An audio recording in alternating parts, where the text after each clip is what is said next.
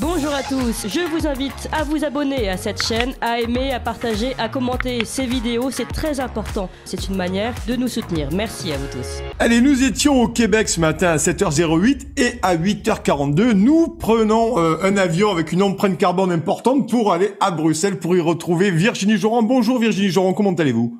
Bonjour, je vais bien, merci, même si c'est un peu gris à Bruxelles, mais bon, on est là pour travailler. Hein. Oui, bien entendu. Et combien vous travaillez ? Alors, je vous présente pour ceux qui ne vous connaissent pas, vous êtes député français RN du groupe Identité Démocratie au Parlement européen, coordinatrice également et membre de la commission du marché intérieur et commission jury Covid. Alors vous êtes de tous les fronts depuis plusieurs mois, vous êtes une véritable star comme députée européenne.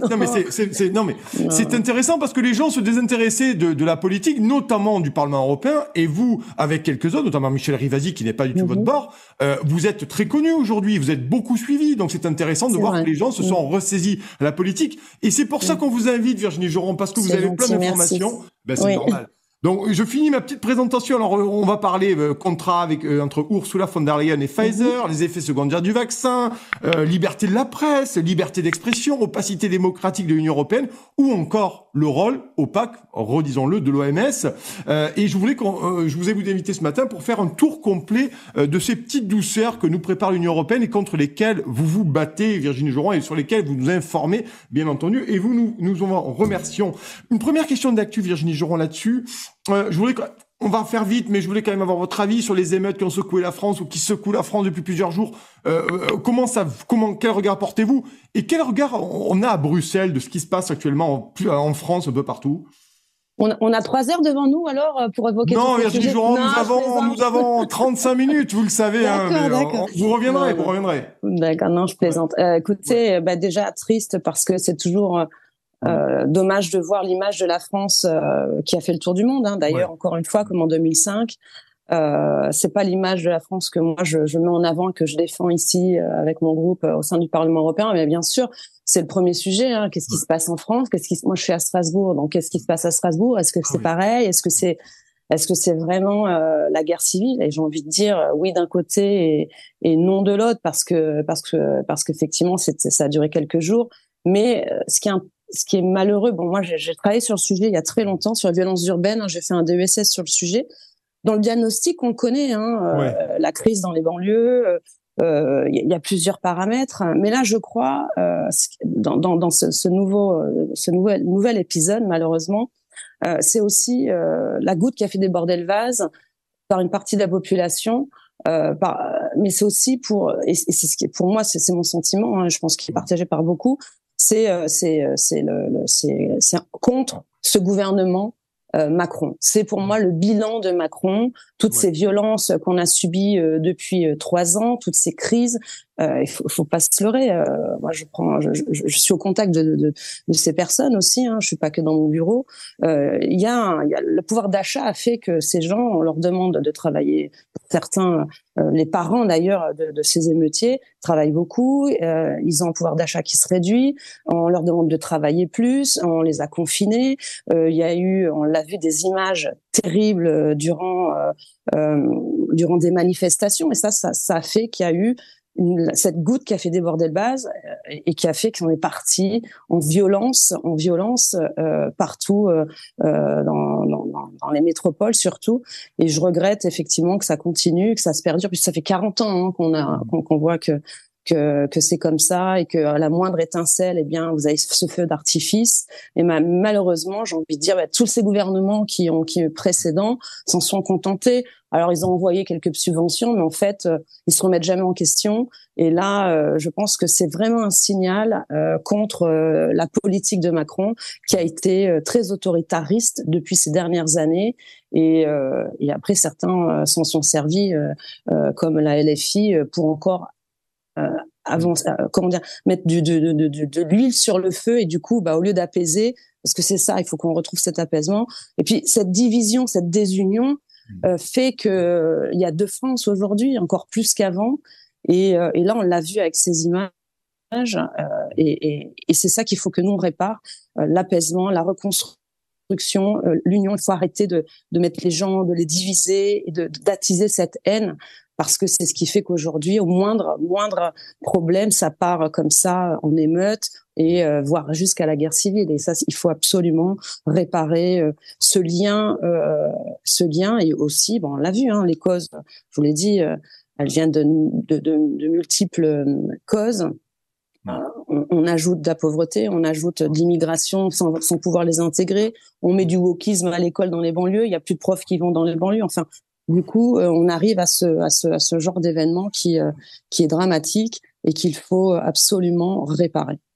Et bien entendu. Alors Emmanuel Macron, il a quelques solutions. Il nous a dit que c'était les jeux vidéo. Oui. Puis il nous a dit que c'était la responsabilité des parents. Et puis il nous a dit que c'était les réseaux sociaux. Et puis d'ailleurs hier soir, il nous a dit que les réseaux sociaux, il allait les censurer ou les bloquer en cas de nouvelles émeutes. Bah oui, c'est encore une aubaine pour eux. Hein. Je veux dire, ouais. Il est dans une énergie autoritariste. Donc tout est bon pour mettre en place des mesures liberticides.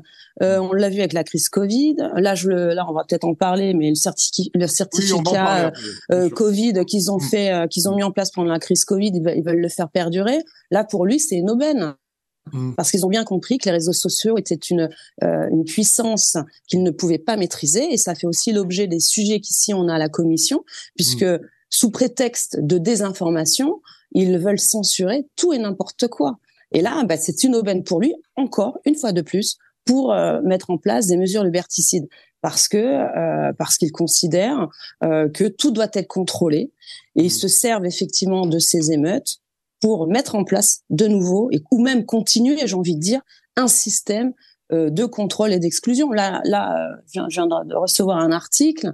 On n'a pas réussi à obtenir les SMS de Madame von der Leyen entre Monsieur Bourla, mais par contre, là, l'Union européenne est en train de s'activer pour mettre en place des systèmes de logiciels pour contrôler nos échanges téléphoniques. Alors, ouais, d'un côté, on peut pas, mais de l'autre, pour les citoyens, on peut. Donc, c'est toujours un peu le même problème. Ouais, effectivement, là-dessus, d'ailleurs, on nous dit souvent qu'on n'est pas en dictature. Bien sûr qu'on n'est pas en dictature, mais qui aujourd'hui censure, bloque les réseaux sociaux? Tournez-vous vers l'Iran, tournez-vous vers la Chine, tournez-vous des pays comme ça. Donc, je suis pas sûr qu'on soit vraiment sur des démocraties véritablement apaisées et qui ont atteint tout leur potentiel de liberté. Alors, on continue là-dessus. Où on en est, Virginie Joron, sur la transparence de ces contrats passés entre Pfizer, l'Union européenne, surtout Ursula von der Leyen? Est-ce qu'on les aura un jour, ces contrats? Est-ce qu'on pourra finalement voir les parties qui ont été biffées, notamment pour vous, députés européens, qui vouliez les consulter? On en est où, Virginie? Alors, on en est où? On en est à une semaine là du vote final de ce fameux rapport. Oui. Un rapport qui a été donc établi à l'issue de toutes ces auditions et réunions que vous avez pu suivre pendant 1 an et demi. Donc un rapport creux. Moi, j'ai l'impression qu'il a été même rédigé par Pfizer parce que c'est une ode au vaccin, c'est une ode à la stratégie de la Commission, et surtout, c'est aucune remise en question du problème des négociations qui ont été faites par la Commission et aussi par sa présidente.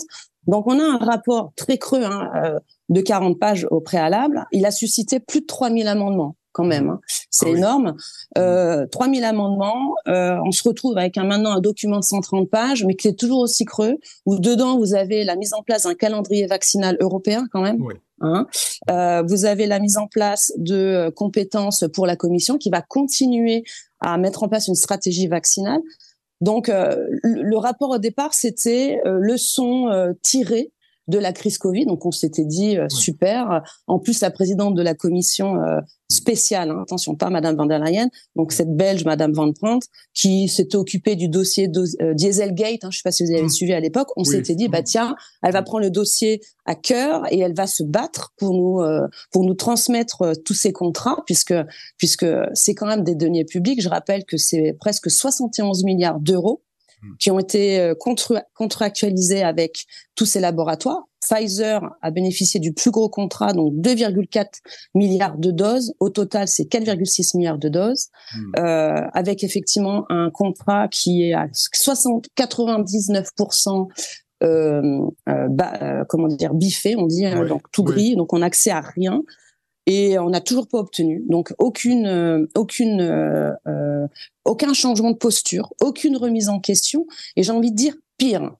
C'est-à-dire que c'est pire parce que ça va encore plus loin. Et j'ai envie de dire la conclusion. Et là, ça va être la semaine prochaine. Et c'est important que vous m'interrogiez à ce sujet parce il est les gens doivent savoir que dans une semaine, ce rapport va être voté.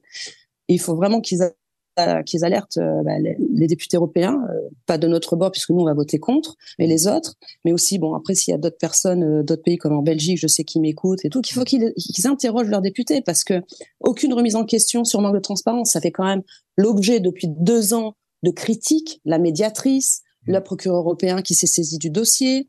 Vous avez une plainte ici en Belgique. D'ailleurs, j'ai reçu hier Frédéric Baldan qui m'a annoncé que du jour au lendemain, on lui avait enlevé son badge d'accès au sein du Parlement, alors que ça faisait 6 ans qu'il l'avait. Il était notre invité la semaine dernière, Virginie Joron, avec son avocate, Maître Diane Prota. D'accord. Je l'ai vu, je l'ai croisé hier. J'ai bu un café avec pour voir comment il allait, s'il avait pas trop de pression, parce que c'est quand même un monde un peu de requins. Et il me disait que du jour au lendemain, il a plus en 5 jours, il a perdu son badge. Nous, on l'avait demandé en commission, la levée des badges pour Pfizer, parce que je rappelle que normalement, ils auraient dû venir, Monsieur Bourla aurait dû venir en audition, qu'il n'a pas souhaité se joindre à nous, et pour cause, et on avait demandé la levée des badges. Et ça n'a pas été poursuivi d'une position positive, ça n'a pas été acté. Du coup, on se dit, 2 poids, 2 mesures. Donc, ce bilan est quand même catastrophique parce que même moi, en tant que député européen, donc je représente le peuple et en même temps, je suis là pour contrôler le budget. C'est notre rôle. On nous a demandé de ne pas parler, de ne pas prendre le téléphone dans des réunions à huis clos, de ne pas prendre de notes quand même, de ne pas parler, donc comme je l'ai dit, de ces négociations. Donc je dis, mais en fait, ils se foutent de nous, quoi, parce que au préalable, c'était quand même une commission spéciale pour faire le point sur la situation et surtout pour redonner confiance aux gens. Et en fait, pas du tout. Ils s'en fichent éperdument. Au contraire, moi, j'apprends là quand je reçois le rapport que officiellement en réunion, on nous dit que la présidente demande à Pfizer de venir par 2 fois. Il nous répond par question et en plus on doit justifier nos demandes quand même. Pfizer nous a demandé de justifier nos demandes. D'accord. Donc ça c'est le discours officiel de la présidente et j'apprends quand je relis le rapport qu'elle a eu quand même Pfizer est le premier laboratoire qui a été reçu le plus de visites de la part de cette commission dont la présidente. Et on voit qu'au mois de novembre, elle les a vus 3 fois. J'ai envie de dire, elle a vu 3 fois Pfizer. Au mois de novembre, c'est juste après, rappelez-vous, de la session du mois d'octobre, où Jane Small, la représentante de Pfizer, s'était un peu pris les pieds dans le sac, là, la pauvre, elle a pas réussi à bien répondre. Elle avait fait une boulette, soyons clairs, Virginie Joron. Elle avait fait une grosse boulette, on est d'accord. Voilà, on est d'accord. Une belle boulette, la pauvre. Elle a mal défendu Pfizer, là. Elle a fait la boulette de l'année. Bon, c'était, nous, on le savait, mais au moins, là, c'était dit par une représentante de Pfizer. Et il y a eu trois réunions. Au mois de novembre, vous pouvez vérifier, il y a un registre de transparence pour le coup, ça c'est bien. Ça, ils font bien les choses. Mais on n'a pas l'ordre du jour, on ne sait pas ce qui a été dit, et on ne sait pas ce que le résultat de ces réunions. Donc moi, ça me pose problème. Donc là aussi, je vais. Comment on peut estimer, et je sais que c'est votre combat, Virginie Joron, mais comment on peut estimer qu'à un moment donné, dans cette volonté de transparence permanente, on ne puisse pas savoir quel a été l'objet de la réunion, des discussions? Ça, c'est comme Gabriel Attal qui est allé au groupe Bilderberg au Portugal il y a quelques semaines. Ces gens se déplacent, discutent avec des intérêts privés, avec de l'argent public, parce que vous êtes quand même bien placé pour le savoir. C'est de l'argent public, et finalement, on sait rien sur rien. Et ces gens après ont de la démocratie plein la bouche, de la valeur européenne plein le nez. C'est quand même assez formidable, ça. C'est un système qu'ils ont mis en place pour eux et j'ai envie de dire j'irai plus loin dans le raisonnement. Là, dans ce rapport, comme je l'ai dit, on voit que c'est une ode à la stratégie vaccinale. Les traitements alternatifs, c'est pas du tout l'objet de ce rapport. Et on voit que en parallèle, on apprend. Heureusement qu'il y a les journalistes. Heureusement que vous faites votre travail, parce que nous, on nous dit, on nous muselle, on doit pas prendre le téléphone, et on apprend par Reuters. Que en anglais, l'article qui dit que il y a 2 jours, la commission a renégocié avec Pfizer la capacité de commander 325 millions de doses par an jusqu'à 8 ans. Ce qui veut dire quand on décode ça veut dire qu'il y a 2 mondes. Il y a le Parlement et la petite commission Covid où on nous fait croire que on peut parler du dossier, qu'on nous écoute. Et en parallèle, vous avez la commission qui continue son petit bout de chemin avec les laboratoires en direct Et j'ai l'impression aussi que cette communication Reuters, c'est toujours pareil, et on le voit très bien dans ce dossier, c'est pour les investisseurs. Hein. Voilà, vous inquiétez pas. Le contrat, il y a 3 semaines, rappelez-vous, c'était donc la renégociation du contrat Pfizer parce que les États membres, ils en veulent plus de ces doses. La 4e dose dans certains États membres, c'est un flop. Vous regardez la carte là sur Eudra Vigilance, c'est un flop. Il y a eu au total sur 4,6 milliards de doses, il y a eu un peu moins d'1 milliard d'injections. Et il reste des stocks un peu partout dans les États membres, notamment en Pologne, en Hongrie, Bulgarie, Roumanie. Ils veulent plus suivre la Commission. Ouais. Et du coup, comme il y a eu cette négociation, Pfizer a demandé, elle veut continuer à vendre ses doses. C'est sûr, ils sont là pour faire du pognon. Hein. Donc du coup, elle dit, elle a négocié, négocier, c'est quand même fort. Hein. Au lieu de 20 € la dose, on annule, mais à 10 € la dose. Ouais, c'est un peu le marchand de tapis, ça, Virginie. Mais ça, juste pour finir, donc ça, c'est ce qu'ils ont négocié. Donc ça veut dire que les investisseurs, quand ils ont entendu ça, ils se sont dit, attends, on va quand même perdre 10 €, ça va pas. Donc ils sont remontés au créneau. C'est pour ça qu'on a eu cette information, pour dire, attendez, nos 10 €, il va falloir quand même qu'on se sorte financièrement de mieux que ça. Donc ils ont renégocié en off, et c'est ça qui est important, c'est plus les doses, mais c'est la capacité à produire des doses, donc pendant 8 ans, jusqu'à 325 millions de doses par an.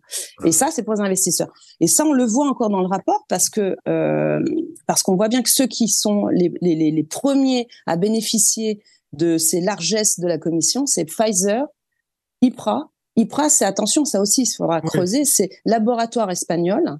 Et comme par hasard, la rapportrice de ce dossier, c'est une ancienne ministre de la Santé espagnole. Alors moi, j'ai envie de dire, c'est le hasard fait bien les choses. Les Français là-dedans, rien du tout. Hein. Sanofi oublié, Valneva, on n'en parle même pas.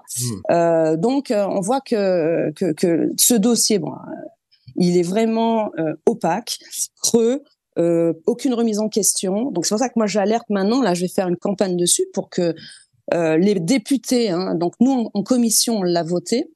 La bonne nouvelle, c'est que la majorité des partis, je dis pas des députés, la majorité des partis ont voté contre. Donc, ce qui veut dire, nous, notre groupe, Identité Démocratie, le groupe The Left, donc c'est la gauche, le groupe Les Verts a voté contre, le groupe ECR, c'est les conservateurs, a voté contre, et les non-inscrits. Donc, quand même, ça fait un petit monde. Les seuls qui ont voté pour, c'est PPE, donc les LR, Renew, Macron, et SND, c'est socialiste. Donc et c'est vrai qu'ils sont majoritairement plus nombreux. Mais j'ai envie de dire là, il y a les députés qui vont voter pour ce rapport, ils seront complices de ce manque de transparence de la Commission. Et du coup, ils seront complices aussi de ces négociations de Madame von der Leyen, qui est quand même critiquée depuis 3 ans et qui on ne peut pas accepter, je dirais même pas politiquement, mais pour des raisons de confiance. Auprès de leurs citoyens et surtout à quelques mois maintenant des prochaines élections européennes. Donc pour moi, ça va être important de voir ce vote parce qu'en fait, d'un côté, je parle beaucoup, je sais, mais j'en profite. On a vu Virginie, on va être obligé de passer aux informations. Je me permets vous nous expliquez ça après le bulletin d'information. D'accord, parce que c'était pour faire le lien avec Qatargate, parce que Qatargate, ils ont fait tout un cinéma pour Qatargate, mais là, Pfizergate, ils veulent pas le voir. Donc alors, il faudra bien les attaquer. Pfizergate, vous allez voir, restez avec nous, ça va être une deuxième partie encore plus explosive pour la première, mais de suite, c'est le bulletin d'information d'Adèle Rosner. Il y a une place pour nos idées. Vue de haut.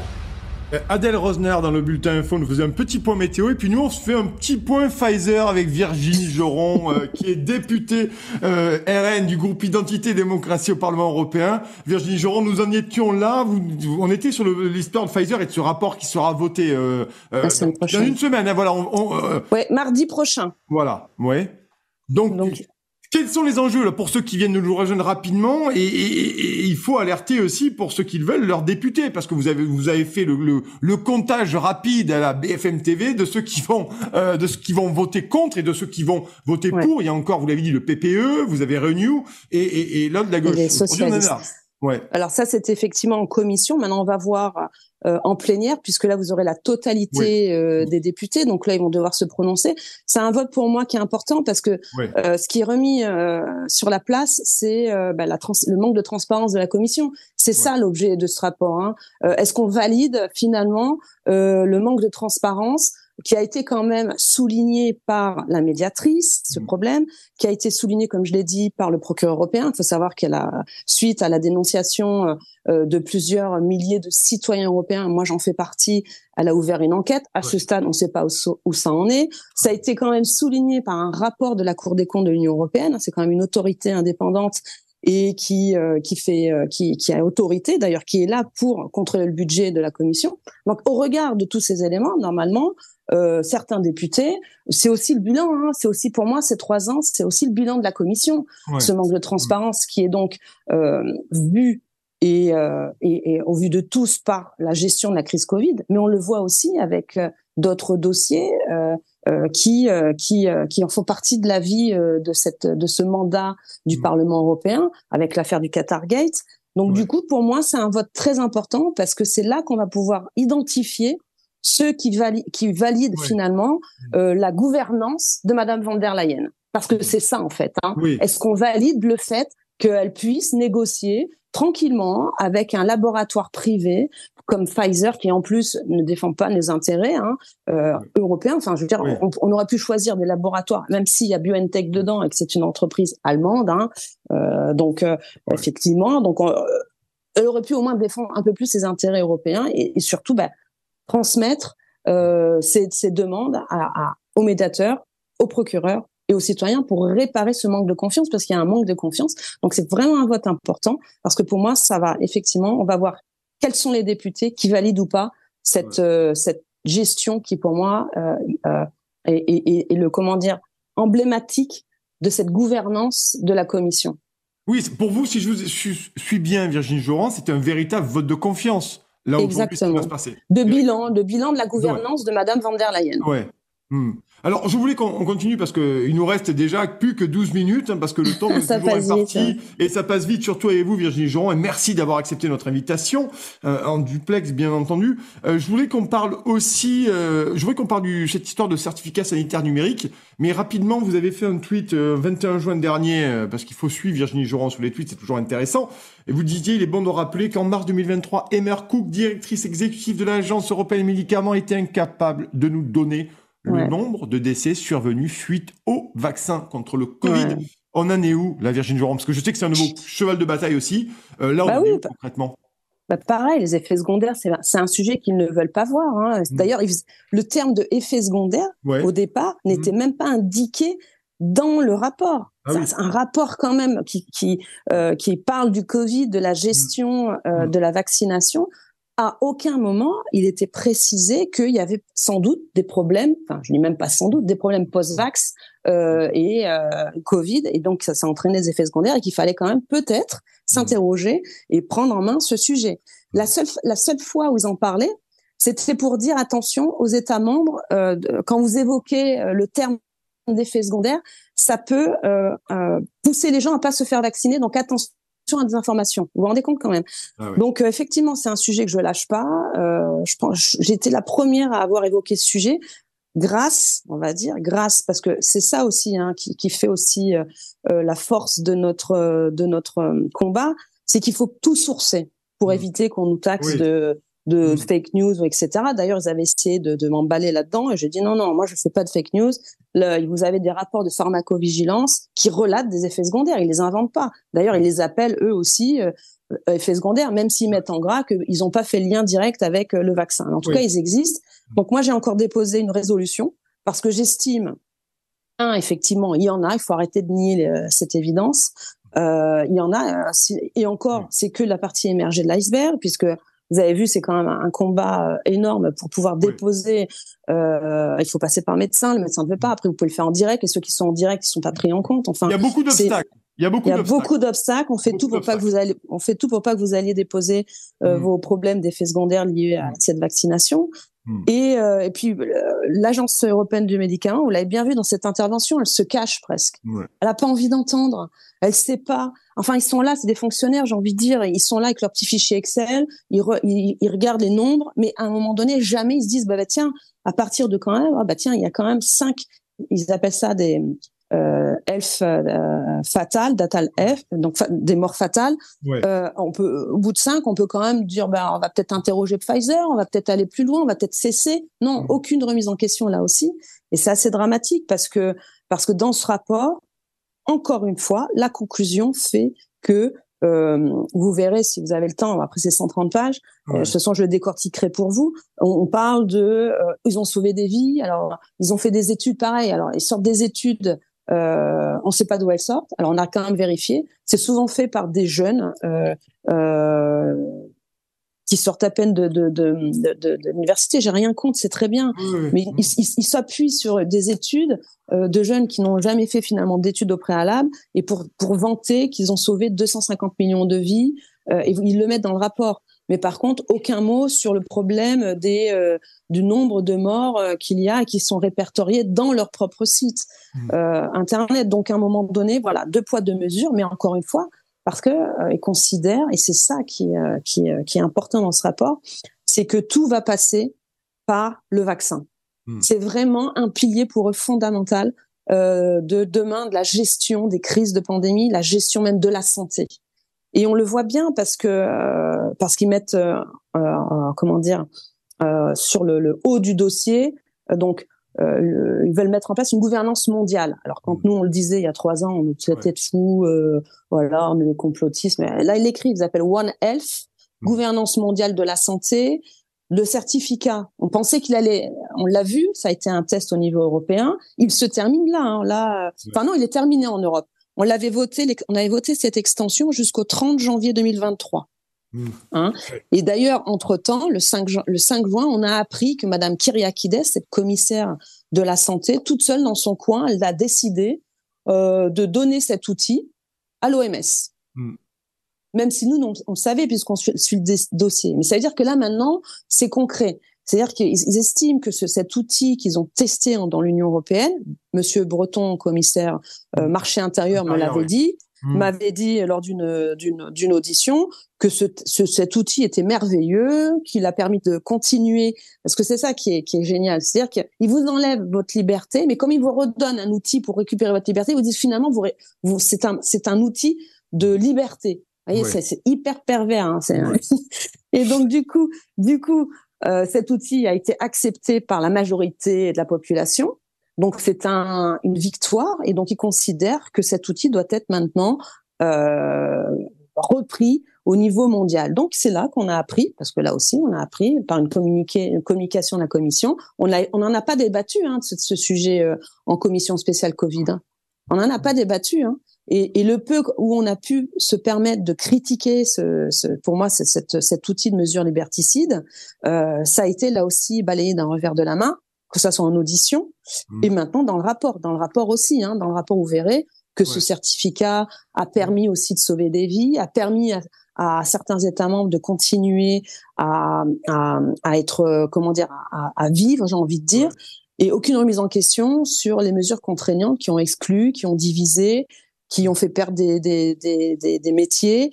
Donc là, pas de problème. Alors que quand même, ici, c'est normalement le berceau de la démocratie et des libertés.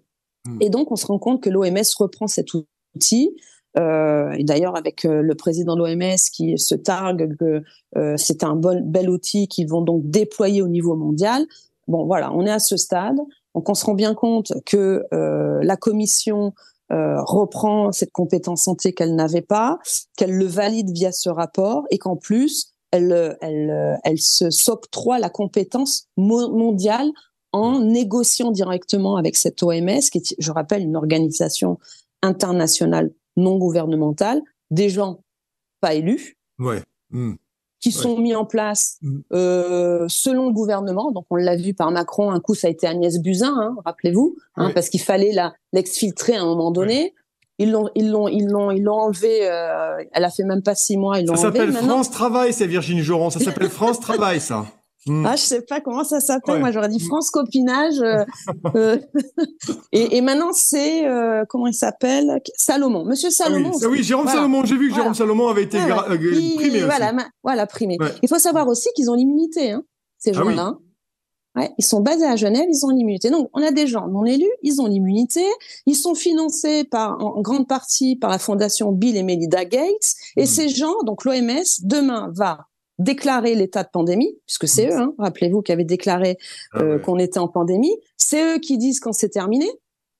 Et maintenant, c'est eux qui vont gérer l'outil des certificats Covid. Ouais. C'est pas merveilleux? Parce que là, le certificat sanitaire numérique, cette histoire-là, ça peut se mettre en place pour l'ensemble des vaccins. On peut tout imaginer, c'est-à-dire le Covid, mais autre chose aussi finalement. Oui, tout à fait. Une espèce de pédigré, un pédigré, non?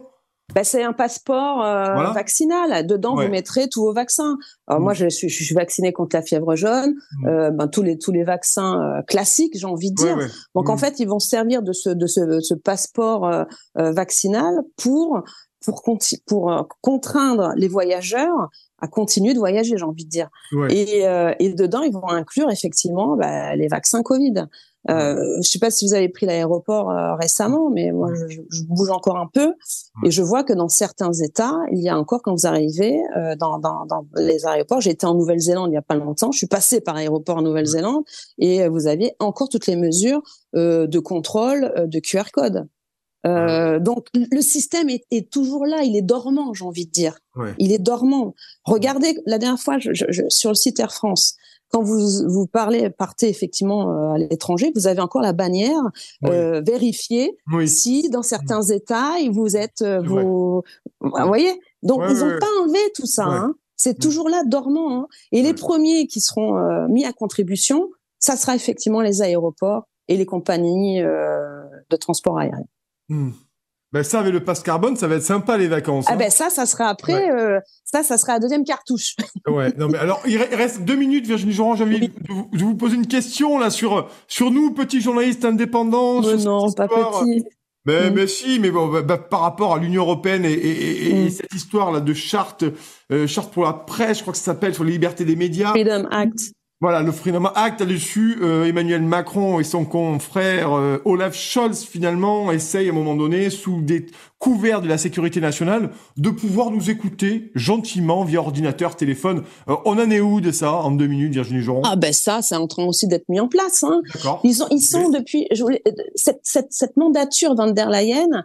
C'est un peu, on le voit par rapport même à d'autres députés qui ont plus d'ancienneté. Ils voient une nouvelle posture de la Commission, très autoritariste, très, comment dire, elle met en place des sanctions, elle met en place un cadre qui est contraignant et de surveillance. Parce qu'en fait, il faut se rappeler le contexte. Hein. Ils ont été traumatisés par le Brexit. Hein.